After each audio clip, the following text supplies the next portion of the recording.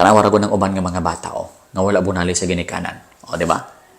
Hilig manunggab, hilig manumbag, basagiro, nga priso, nga ospital, ano man. Wala may saktong kinaiya, kaya wala man matulid ang kinaiya.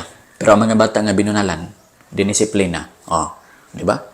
Tulid ang agianan, wala mo hiwi pagkatapos naabot pag yun nila ilang pangandoy. Tanawa sa Manny Pacquiao. Unsa ingon Manny Pacquiao? Pasalamat siya sa Mama Junisia kay kung dili patungod sa Mama Junisia dili siya musikat sa makasikat karon si LeBron James. Walay papa pero ni mama nga maayo mo timan kanaya. Naabot niya iyang pangandoy tungod sa iyahang mama gihapon. Ngano, ang mamang papa, ang mama nila nag-atiman pag-ayo kanilang duha gibunalan, gituduan sa insakto, wala gadumot karon. Ang tanawa, perting pasalamat.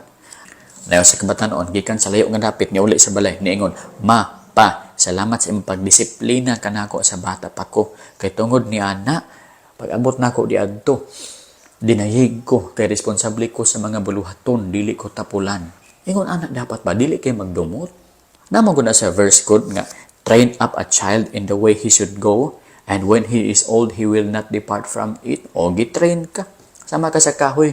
Nga paghi pa nimo, bata pa ka, gi-street ka. Aron nga, subay mo hambag tubo street. Dapat po yun nga, sa bata pa ka, pantuno na ka. Kaya kung tiguang na ka, lisod naman ka, pikoon, streeton,